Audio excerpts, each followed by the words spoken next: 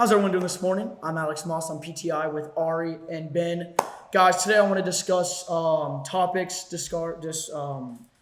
regarding the NFC North. I feel like it's just going to be one of the divisions in the NFL that's going to be like up for grabs with a couple different teams there. Ben, I want to start with you. Who do you think is going to be the front runner of this division this year? I think it's going to be the Lions this year. They ended the season on a roll. They addressed big needs in the secondary, which was their biggest weakness last year, signing Emmanuel Mosey, C.J. Gardner-Johnson, Cameron Sutton. Jared Goff has turned into a top 10 quarterback under Dan Campbell. And they also have Amon-Ra St. Brown going into his third year. He should improve once again and be like a top 7 receiver in the league. I like that. Ari, what do you feel like? Well, I feel like nobody wants to say it. Everybody wants the Lions, but the Vikings are the same team they were last year, and they won 13 games last year. This team is they're a completely well-rounded team. Who says they'll perform in the playoffs? But we're talking about winning the NFC North. The Vikings are a regular season team. They win regular season games. The Vikings will win the NFC North. I like that take. I'm going to go and just say it out of the gate. Packers, Green Bay, they've been on a roll in this division for a couple years now. I'm going to say I don't think losing Aaron Rodgers is going to hurt them that much. I mean, yes, MVP quarterback, Hall of Fame quarterback. He's done so much for the organization. And, I just feel like it's Jordan Love's season now. Jordan Love's going to come in here under Matt LaFleur. He's going to be able to just learn the game quick. He's already had 2 years under Aaron Rodgers. He knows what to do. I think he's going to come in, especially with just the wide receiver class. It's the youngest one. It's the least paid wide receiver class. I just feel like Matt LaFleur is just going to lead this team all together and be able to take this team to number 1 in the first division. Let me just jump in here and say, you just used the point that the Packers have the lowest paid wide receiver core in the NFL to prove that the Packers are a good squad. Just because it's low pay, that doesn't necessarily mean it's good. That just means it's cheap. That allows you to buy, but it doesn't. I'm just saying it's a young wide receiver core. So they have years to develop. I think that from last year we saw improvement of his first year. We saw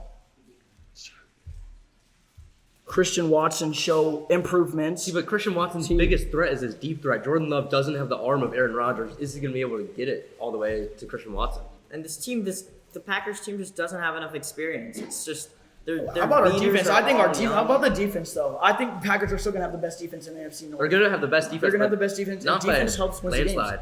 No. I think it is. I don't think anyone Detroit's else. going to have an average defense next year. They had one of the worst last year. With an average defense and a top 5 offense, I mean, that's a 13 game team.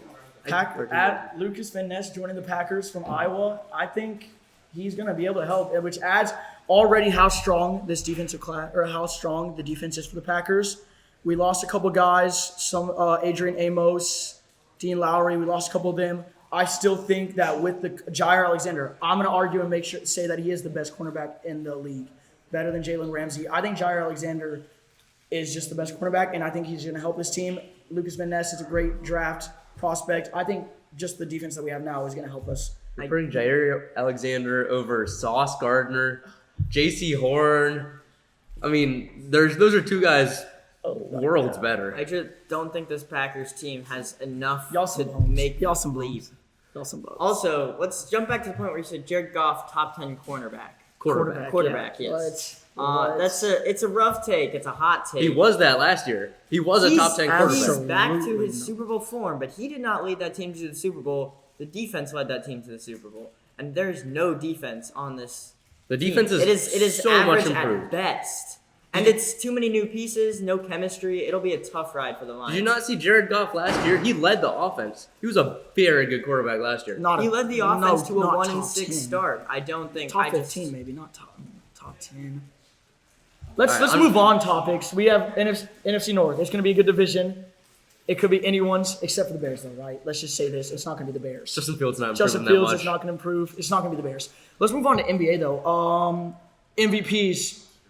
Last year, it was Joel Embiid, right? Yeah. Surprisingly, Joel Embiid over Jokic, over Giannis. He had a good season, Joel did, but this year, it could be different. What do you guys are? Let's get this quick. Ben, MVP for the 2023 MVP 24 season. Give me Jokic. Jokic should have won last year. The only reason he didn't win is because of voter fatigue. He even stepped his game up in the playoffs. I mean, can anyone play better than he did in the playoffs? Is it possible to have a better He season? thinks Jokic is going to win his third. I'm going to go and just say what everyone else is thinking. Giannis is just going to come back even stronger this year. I think this could be one of his best years yet. He's mad. We just got a new coach with Adrian Griffin. It's a new team. It's a new Bucks. Giannis is just going to play his heart out this season, and he has motivation after getting bounced in the first round after this is supposed to be our best season yet with the number 1 seed in the NBA. Ari, I'm saying Giannis. He says Jokic. What's going to be your final take here of MVP? I mean, I want to lean the Jokic way, but I'm going to go with Luka Doncic. I mean, he had an amazing season last year, and just his team just couldn't perform around him. I think if he has a successful group around him, the voters will see the skill and see the stats, and I just got to go Doncic. Doncic, Giannis, Jokic. It could be anyone. It's going to be a great NBA season. I'm Alex Moss, Ben, Ari, wrapping up PTI today. Thank you, guys.